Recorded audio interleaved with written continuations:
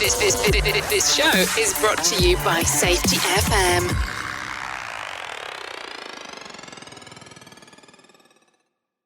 Warning, the following broadcast contains adult language, adult content, frank safety discussions, and stories that might sound unbelievable. But believe me, every one of those stories is true. We didn't start the safety war, but we are going to fight to win it. For our families, for our communities, for our workplaces, and for our lives. From the Sunshine State, or in Orlando, Florida, this is Safety Wars for Wednesday, September 27, 2023.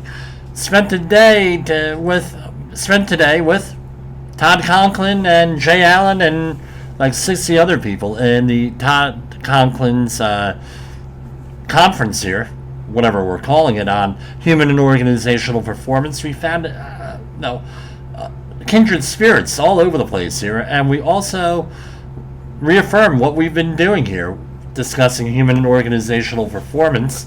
I had a client today go and call me up and say, "Hey, Jimmy, I heard you're down there in Florida. Why don't you come back here and tell us exactly what went on there with the human organizational performance? We're really interested in hearing about this whole thing." And so we're already paying. This is already paying off for me being here.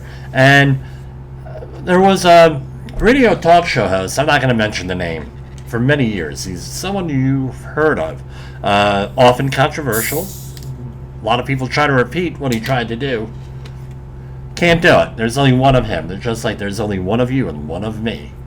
And he said, if you want to be an effective speaker, if you want to be an effective communicator, if you want to be effective at what you do, you have to try to talk to people about what they already know in their heart and try to articulate that. And that exactly is what human organizational performance is, at least to me, is to actually go out there and articulate. And it articulates what it is for you in your heart. We all know the other world, all right, behavior-based safety. Now, again, I'm not going to belabor the point here, say it's garbage, it's this and that. That's not true. There are some useful tools in that.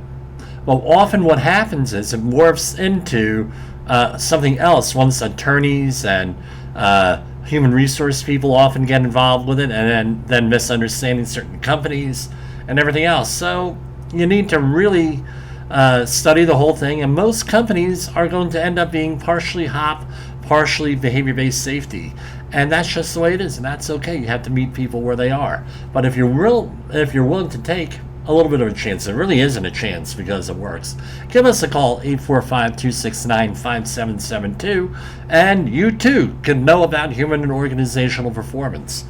We'll get more on that in a little bit. So this is our topic tonight. You're going to say, Jim, why are we doing this topic tonight?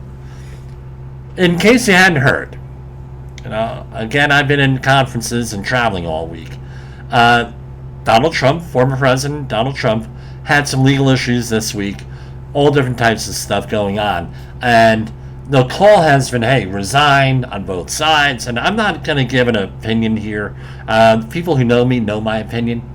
I don't normally share it on the air here with this. So we're going to approach my discussion here on this as part of Disaster Response Month, because a lot of people out there are very upset on both sides of this issue, regardless of where it is. And part of, we'll just call it a psychological disaster of some sort. I'm sure the safety mystic Jay Allen and Todd Conklin, both safety mystics, will probably have a different word for it, but it's causing a lot psychological emergency here for a lot of people. And as everyone knows, if you've been a long-time listener here, right, we're up to like 275 episodes, and I was doing stuff on YouTube and everything before that. I had a former life here. I had a life in politics, a political animal.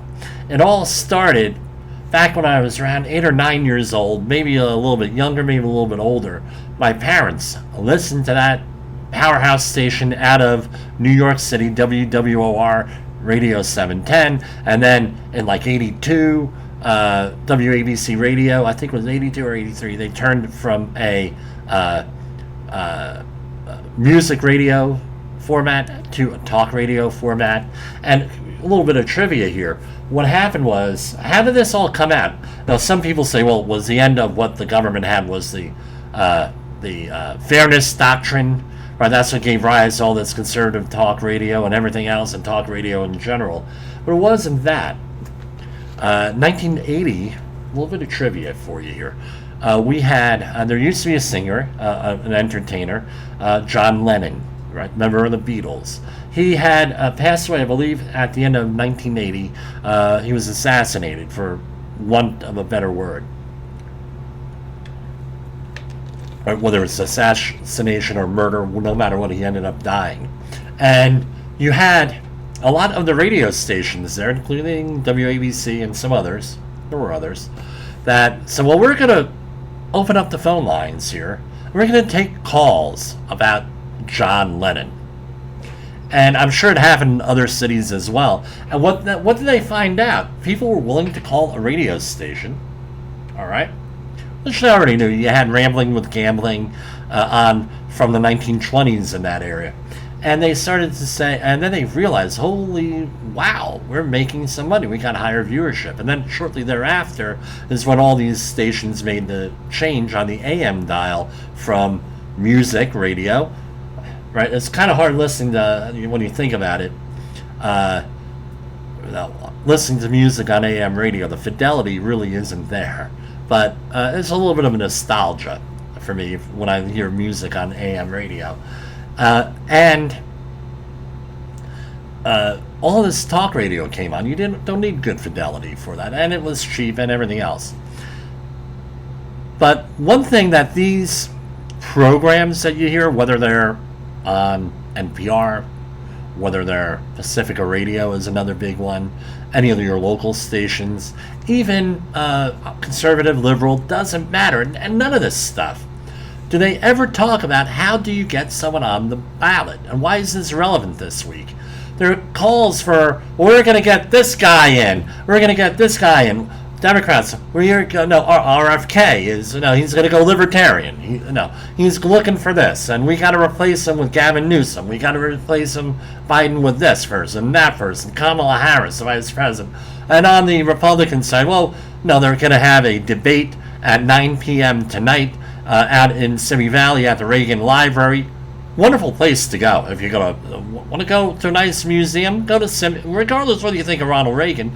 Go there. It's actually pretty nice there, especially. And if you're gonna go at sunset on a clear day. It's a beautiful sunset, and about an hour and a half away, you have Yorba Linda, where you have the Nixon Library. So often, what people will do is they'll go to the Nixon Library in the morning. Nice French garden out there and everything else. And when I visited there, we had the former owner of that house, her grandmother. The woman's granddaughter happened to be there, and her grandmother sold the house to the Nixon family to move into, and you had it there on the grounds of the Nixon Library. Nice French garden area. If you're into French gardens, you can look that up, Google it, and it's nice. But anyway, I digress. You hear, oh well, we got to get rid of Trump and replace him with this and this primary thing, and there's like a dozen freaking candidates. You get all this stuff out there. And nobody ever explains, and maybe if you understood the process of selecting a political candidate for a ballot, whether it's on we're going to talk primary presidential, but it also applies to local levels, right? For whatever your local level office is, if you're able to go, how does the process work? Because I find that if you understand some of the process and some of the challenges, the psychological stress ends out there, and the disaster, for lack of a better word, ends. So let's go and talk about how do you get on the ballot? How do you do this? right, all part of disaster response month because we have a little bit of a psychological emergency going on here. And yes, I am. So I have a horrible internet connection here. So audio is going to be released this evening. The video will be released once I get to a good internet connection somewhere, which is probably going to be Sunday sometime. Well, you'll get nice videos. Hopefully they'll be edited here. Okay, so let's talk about this. You have, how many counties or county equivalents do you have in the United States? Do you think there is an answer to it? 3,143. All right.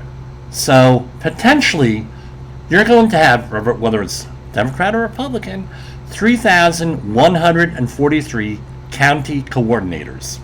Usually not paid. Some counties may have joint conventions, things of that nature. But essentially, you're running for president, you need 3,143 county coordinators. And along with that, you're probably going to need the same amount for assistant county coordinators. All right? Very important. You're going to need 50 state coordinators. And this is where the party politics gets into it. So, for example, the Democrats have, I believe, 57. I might be wrong on that, but something like 57 coordinators like that. Or not state coordinators, but you have Puerto Rico, you have American Samoa, you have Guam, you have the Marshall Islands, you have the Virgin Islands.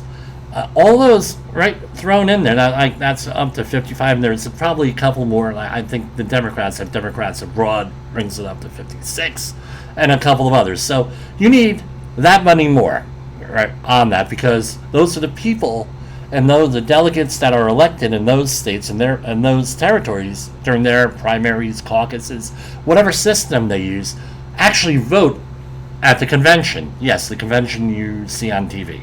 Right, the Democratic and Republican convention. Republicans are under a similar system with that, where you have delegates from these other areas, little territories, things of that nature, that actually go in there and actually go and talk about, how they're going to choose their candidate. And then they have like a roll call at the convention, and the roll call is like, they just go through, everybody votes who the primary person who won the primary. Their delegates vote, sort of like the electoral college system, which we'll talk about. And you have in there with, you have those people in there. So, doing their thing. Now, what ends up happening here is this. They vote on who's that. Now, how do they vote? In the pure original form, they voted however the hell they wanted to vote.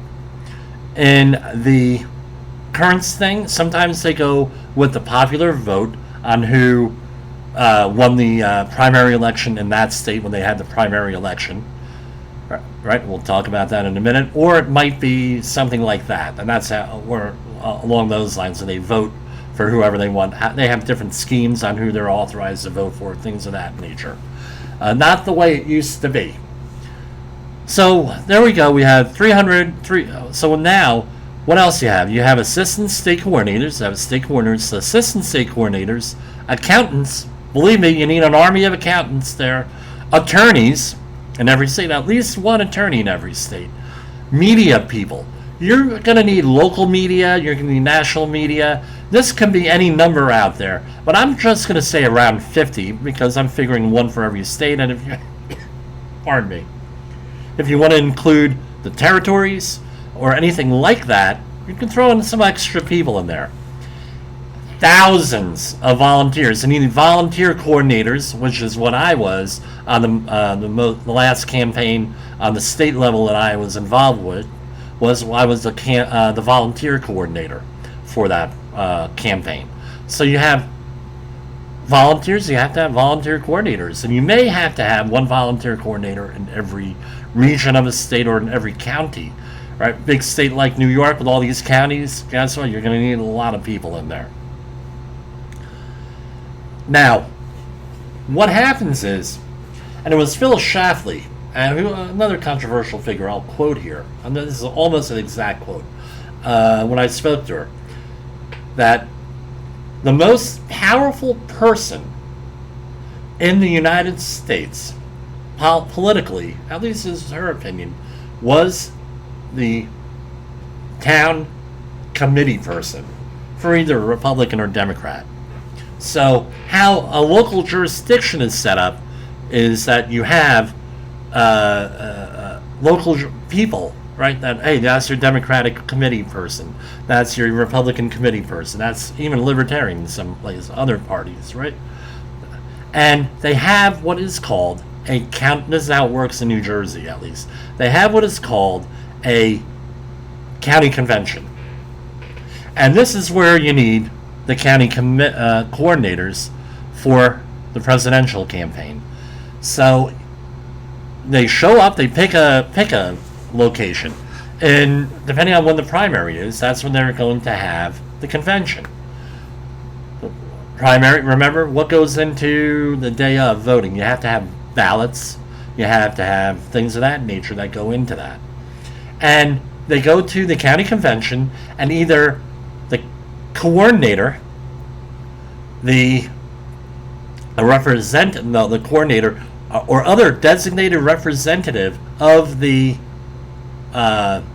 candidate has to give a speech, a presentation, network, hang out, whatever, make their case, and they collect these delegates in there, right?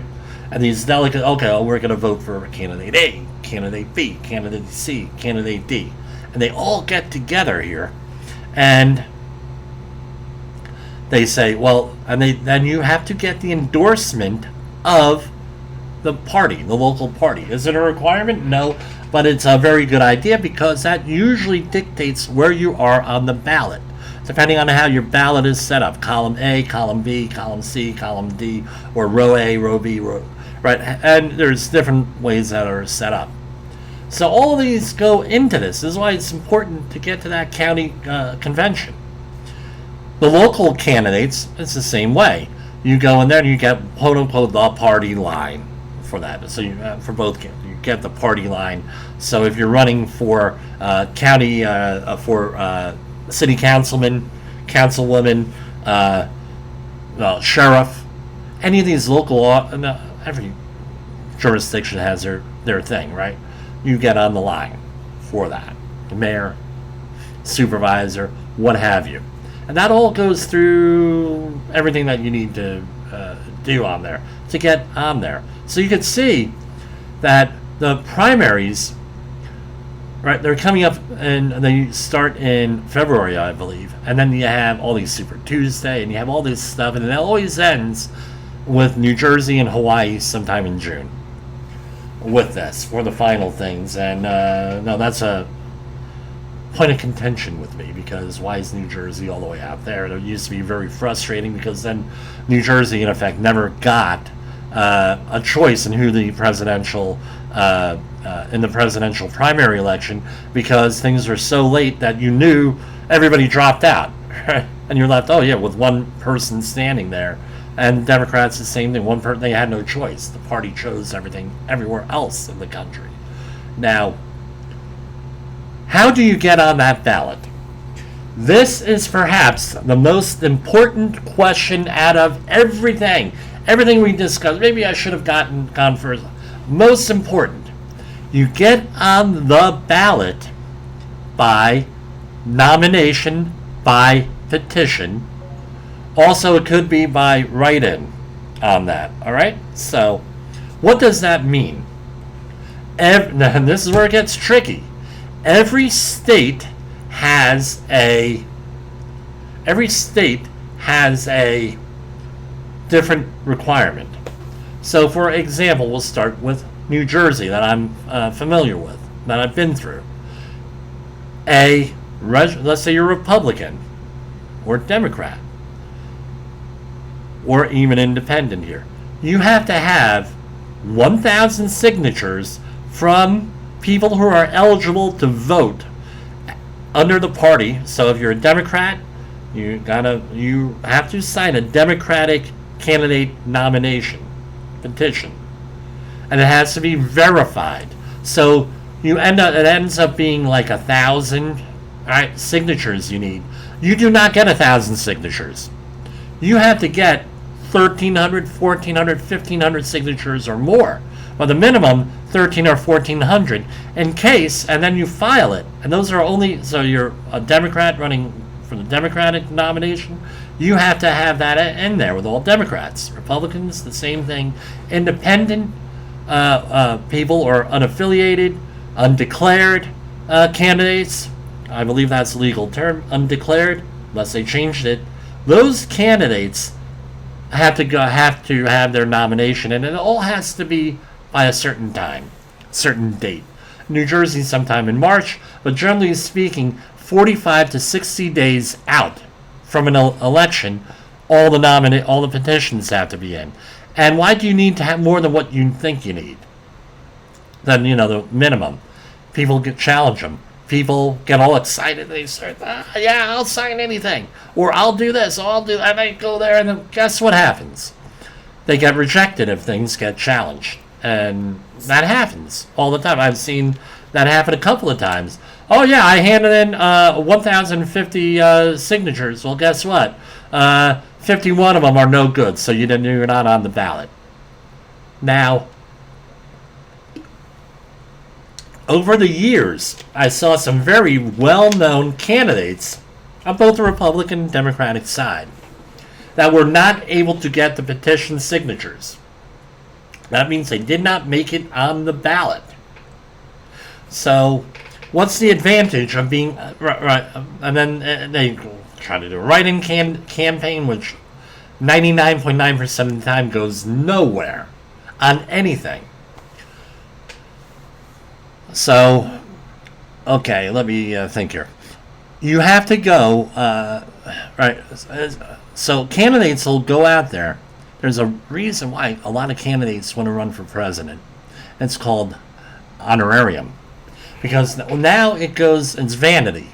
It goes on your resume that you were a former presidential candidate. Now you get on to the news. Now you get on as a commentator, and you get honorarium, and you make money, and everything is great, and then you never leave that area. There are people out there right now that ran for president 25 years ago. They're still, former presidential candidate. Well, they lost the primary, or they didn't make the ballot even because they didn't do anything with getting them on there, and that's where this gets into. Then you need accountants. Because you're involved in a political campaign, they're going to be auditing you from now until doomsday.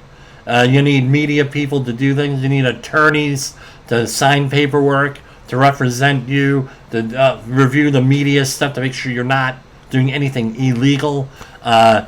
Track in-kind donations so you could avoid, or you have to declare an in-kind thing, and every state is different.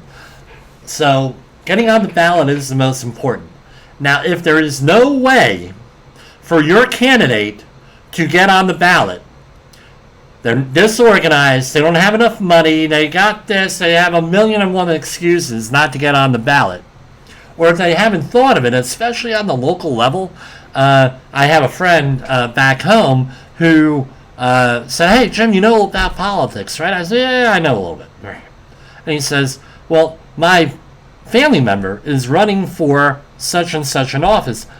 Can you talk to him a little bit on what's involved here?" And I go through the whole thing, and what's the first thing I say? Ballot access. How are you going to get on the ballot? I said, you go to your local party, whether it's Democrat or Republican, doesn't matter. Right? In New York, it's very different. We have all, 300 political parties, whatever, not 300, but it seems like it. Those parties you have to get on the ballot, and in some states, very difficult for a third party to get on the ballot. Illinois being one, and there's a reason for that. And what ends up happening is the party says, "Oh, don't worry about it. We'll get you on the ballot." Don't ever, if you hear that, don't trust a political party. Don't trust your people, because your number one priority is to get on that ballot. It's before fundraising. It's before media appearances. It's before setting up a website, a podcast, what have you. Your number one priority has got to be getting on that ballot. If you get involved in a political campaign, not as the candidate, but as a volunteer, first question, where's the ballot for me to sign? Where's that petition for me to sign to get on the ballot, to get this person on the ballot? And if they look at you dumbfounded, I don't know, I'm not sure, blah, blah, blah. They look at you dumbfounded. Guess what? You pick up your stuff and say, have a nice day, and you walk out. You don't want to be part of an organization. They don't know what they're doing. Well, there are exceptions, because some people get so PO'd on local political issues that they'll muddle through and make mistakes, and oftentimes they'll win. So this is what my advice for you is, and I'm getting pinged here and everything else. Got to put this stuff away. That's what it is. Now, let's say that you get on the ballot and everything else. Why is it that hard for third parties to get on the ballot? A little bit of a history lesson for you.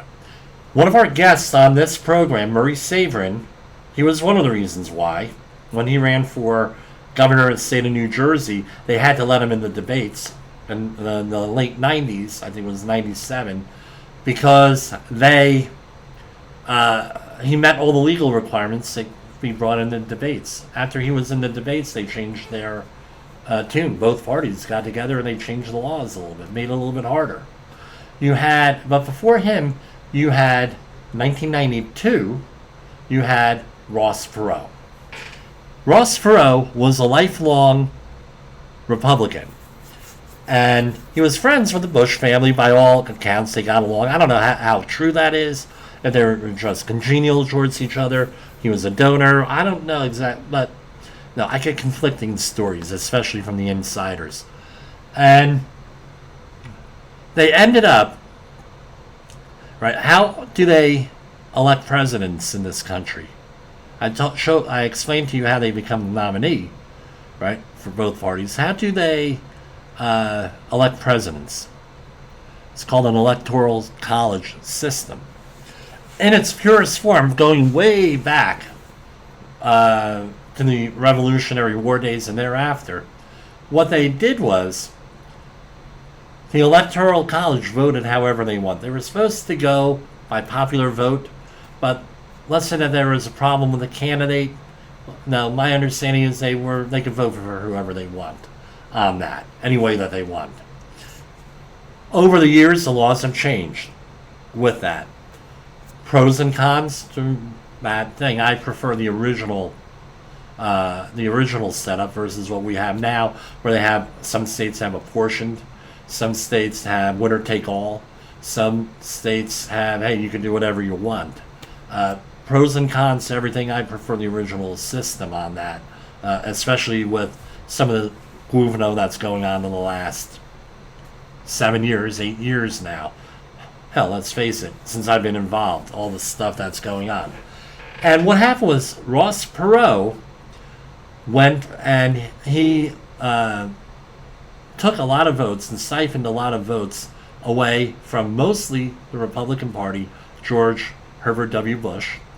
And he was unable to secure a majority or a plurality because there are three major candidates. You had Bill Clinton, George H.W. Bush, and you had Perot.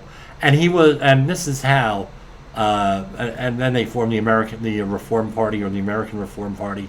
And this is how you got President Bill Clinton, is what it is. You can check your history on that. A couple years later, you had not only Murray Saverin, you also had Governor, and in 96 the same thing happened. You had Governor Jesse Ventura, who was a Reform Party nominee, win the governorship of Minnesota. Same thing. So, same thing, spoiler, whatever you want to call it, he got a plurality of the votes, not a majority. And what ended up happening, this sounds a little bit conspiratorial, and maybe it is a little bit conspiratorial. No, I get that. Here, again, I am a safety shock jock, so I get that.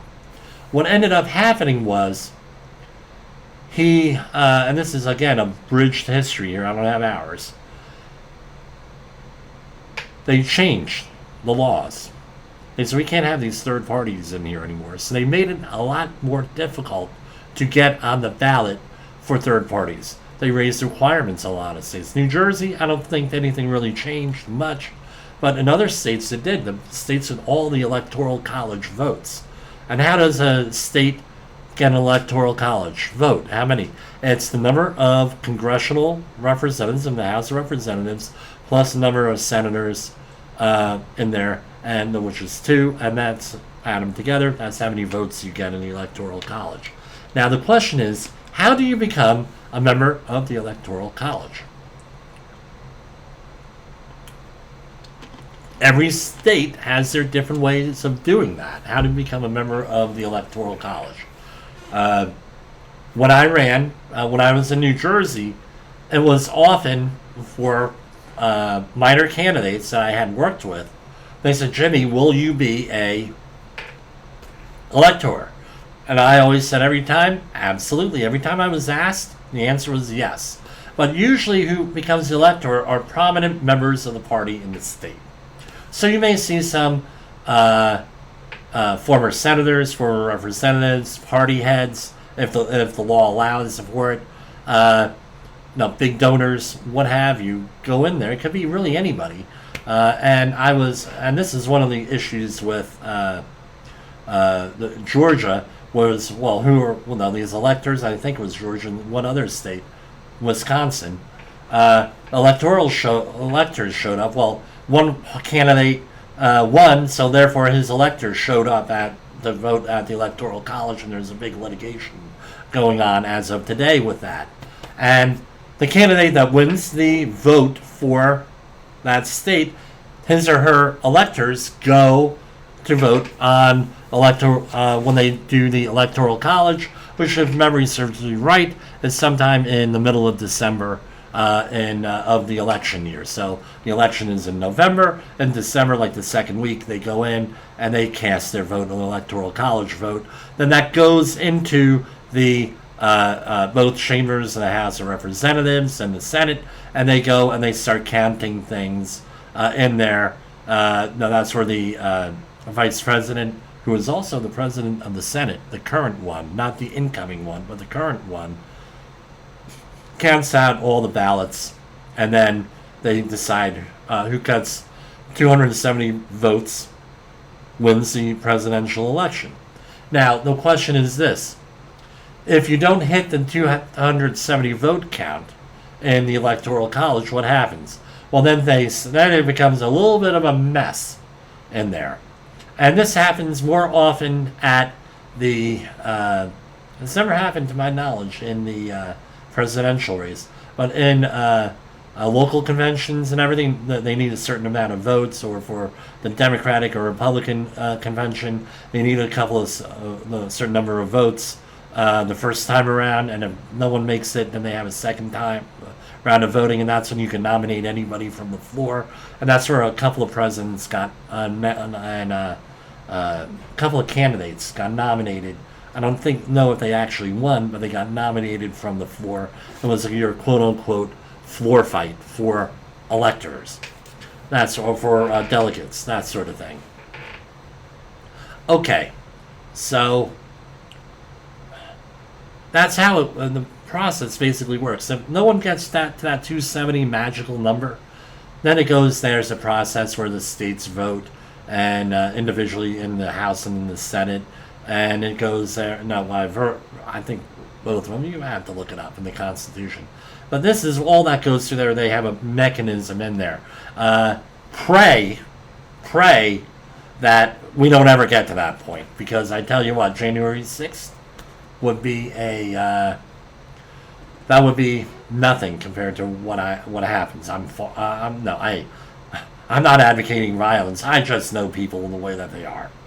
With that, and like I said, we're not going into politics here per se. I'm just telling you my experience here, and now you could understand this. Now, getting back to the original premise here, people are being jerked around really good. In my opinion, jerked around really good by the media, getting upset, doing this, doing that, blah, blah, blah, blah, blah, all with everything with this. Oh, well, can't Trump should drop out. Okay, my question is this: who's going to take his place, and can they get on the ballot? That's my question. Do they have this organization where you need a minimum, I'll round it up, 3,400 people minimum to run a campaign? Yes or no? That's a yes or no question. If they don't have, the answer is no or not, hey, I can reasonably get to somewhere around that number. Think twice before spending time on that candidate. Now, there is another reason why you would run for political office. Some of them not good reasons, not ethical, not moral. Some of them maybe they will be moral. I think it was William Jennings Bryan, who was one of these perennial candidates at the turn of the early 1900s, late 1800s. I might be misattributing this, but he said, well, people said, why do you keep running? You keep losing in the primary. He says, because my ideas are they got to win over my people to vote for them. And to win over my people to vote for them, they have to adopt some of my policies, right? And that's where a lot of progressive policies got implemented in the United States, was because of that. William Jennings Bryan, again, debate that will go on from time immemorial on progressive politics. On the Republican side, same kind of thing happened. You had a lot of candidates there. Now the main candidate has got to try to get those people to vote in the general election on his side. And what happens is now how are you going to do that? Well, now you have to, placate these other cohorts, these other focus groups, these other identity politics type things, right, with that. And what ends up happening, and things become really a mess, and the people in the middle are caught. We're caught in the middle with this. Now, like I said, so let's sum this up. Let's just sum this up, the way we're going to deal with this. You have to figure out here, all right? You have to figure out who your candidate is. I don't care if it's Republican or Democrat, what have you. Do they have the resources? And we're not talking money necessarily. This costs money. Some of these states are like $30,000 from what I recall, from what I'm told here, to get on the ballot. Do they have the resources to organize this? Something like this. And if the answer is no, think twice. Well, what's the other reason why? I didn't go into this. You would be in there. To get your ideas out there. I wanted to win when I ran. I ran as an independent. But my ideas that I gave them, my 4 platform ideas, were very mainstream.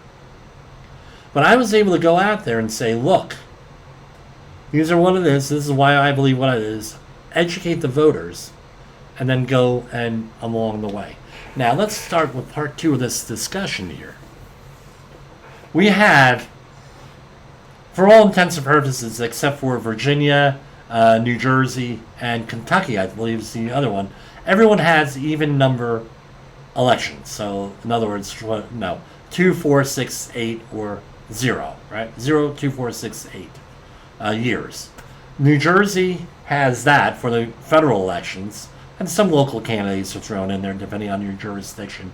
But also, when the off-year elections, that's when we elect in New Jersey and Virginia and Kentucky, I believe is the third one. These statewide candidates, senator, obviously not senator, no, state senator, state representative. However, unless you're in Minnesota with a unicameral system, that's when Well, you have lower level. Minnesota doesn't do odd number of years, but uh, and what is it? It's a 4-year cycle you work on. When you're dealing with a federal election, state election, same deal. You're educating on state issues. So normally, the way this should be running, according to my experience here, at least, you have an election, right, in 2020. Right, we had an election. We know how that turned out. In 2021, the party goes and educates the voter. How do they do that? Back in the day, it used to be door to door. Hey, how you doing? COVID's pretty much killed that. But you educate the voter, and you do that through the local committee people. Again, we went back with Phyllis Schlafly's thing, where the most powerful person is the committee person because they select the candidates. They can select ballot position often, and things of that nature. So that's number one. That you go back and the committee people, Republican or Democrat or any other party out there, they go and they educate the voters. So it no longer becomes, who the heck are you? It's Frank from up the street, talk to me about a candidate. Sally from over on the other side of town, talk to me about a candidate and issues. And you use the local political party to go and educate the voter. The Democrats do this phenomenally well. Believe they do it phenomenally well. Republicans in the Northeast, not so much. They rely on other people to educate their voters. That's one reason why we have this political situation we have, and one party rule. Okay, I made a political statement, but that's okay. Northeast Republicans, South Democrats make that mistake. Right, they're not educating the voters in Republican heavy areas. They go through, and so year one, educate the voters. Year two, you have midterm elections.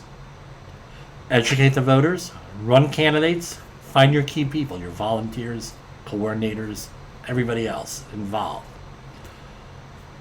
Right? And that's when all the congressional seats are up, the House of Representatives, Senate, things of that nature. And, on the local level, it's whatever you're doing. Then,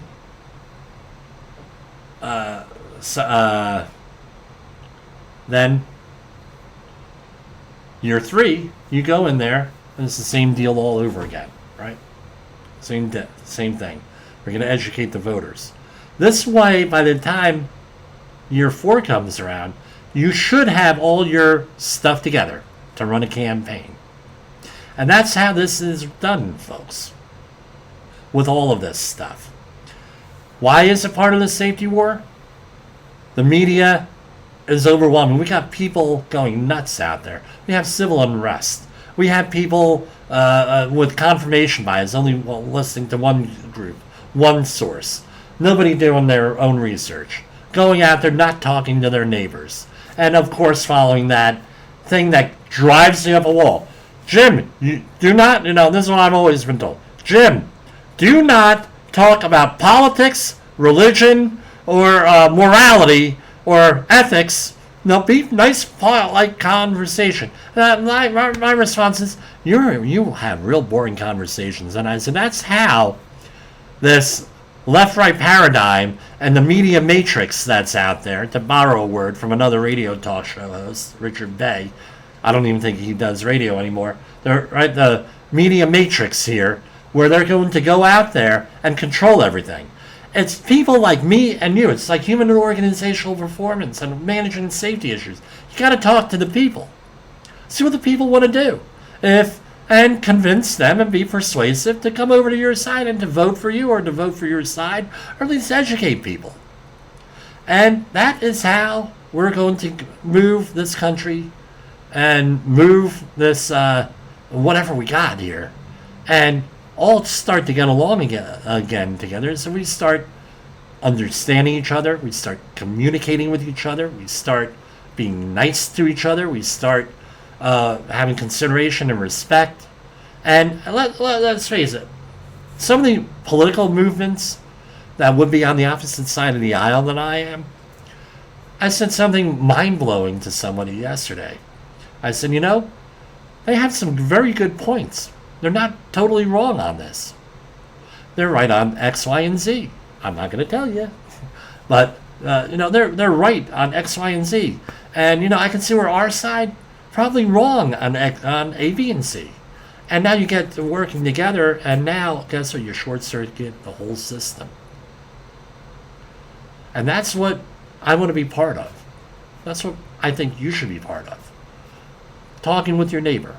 Getting along with your neighbor. Understanding. Empathy. All that goes into it.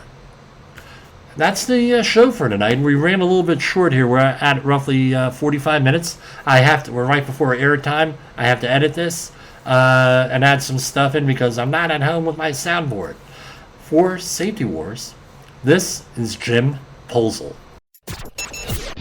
The views and opinions expressed on this podcast are those of the host and its guest and do not necessarily reflect the official policy or position of the company. Examples of analysis discussed within this podcast are only examples. They should not be utilized in the real world as the only solution available, as they are based only on very limited and dated open source information. Assumptions made within this analysis are not reflective of the position of the company. No part of this podcast may be reproduced, stored in a retrieval system, or transmitted in any form or by any means, mechanical, electronic, recording, or otherwise, without prior written permission of the creator of the podcast, Jay Allen.